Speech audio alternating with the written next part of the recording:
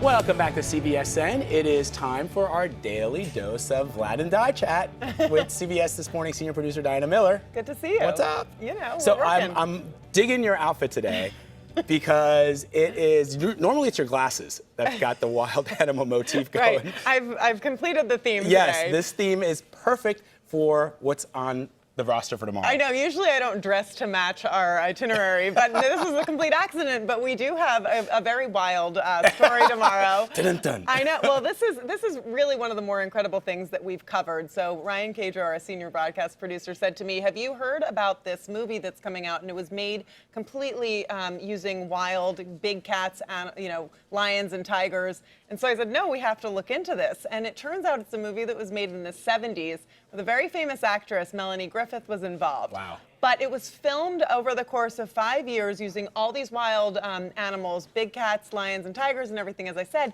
And there were 70 injuries over the course of filming to both the cast and the crew. It's a documentary. It's not a documentary, but they used real animals in making this. It's sort of, I guess, like kind of a reality, but there was some loose plot line. So John Blackstone talks to John Marshall, who's in the movie, and it was his father, Noel Marshall, the famous Hollywood producer, who put the whole thing together.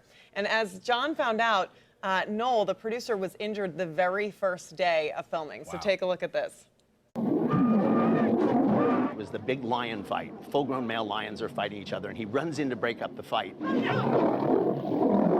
then a lion bites him through the hand.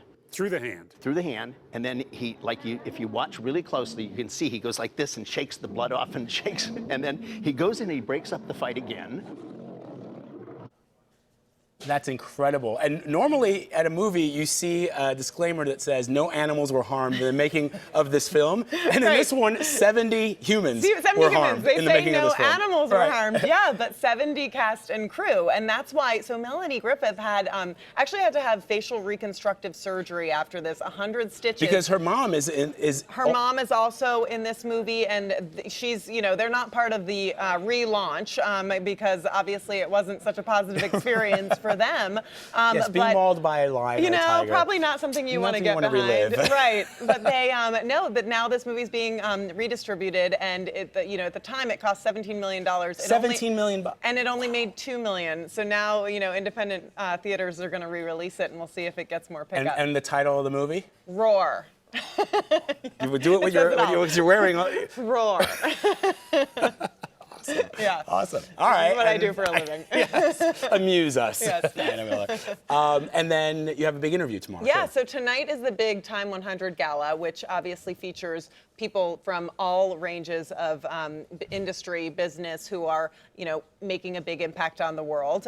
Charlie was featured on last year's list. This year, the CEO of Airbnb, Brian Chesky, is one of the people they're honoring. And he's going to be live on our show tomorrow morning for, really disrupting this whole industry of housing and hotels, but also ruffling some feathers, which we'll ask him about. Hotels. With hotels, with some cities. New York and Airbnb are not really playing nicely right now. So there are a lot of questions still for how he's going to take his company to the next level and, be able to do that without upsetting too many people. I wonder if he used Airbnb on this trip out. You know what? We asked him. I read the pre-interview. He's staying at an Airbnb in Soho. Is he really? I don't think he could get by with staying in a hotel. I know, when it'd be you're so, wow. Yeah. So do you use Airbnb? I've never used it. My sister is currently using it in Los Angeles. So. And she likes it? Yeah. We used it in Paris. It was it was absolutely wonderful. Yeah. We had this amazing apartment.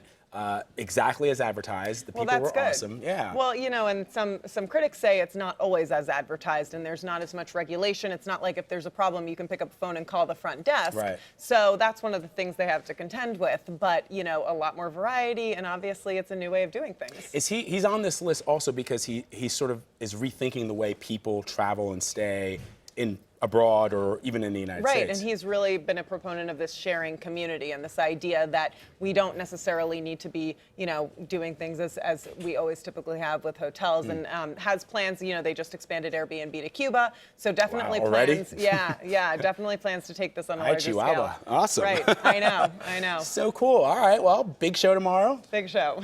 Roar, roar. All right, we'll go see it together. Yes, we have to go see it together. All right, we'll be back in 90 seconds. This is CBSN. We are always on.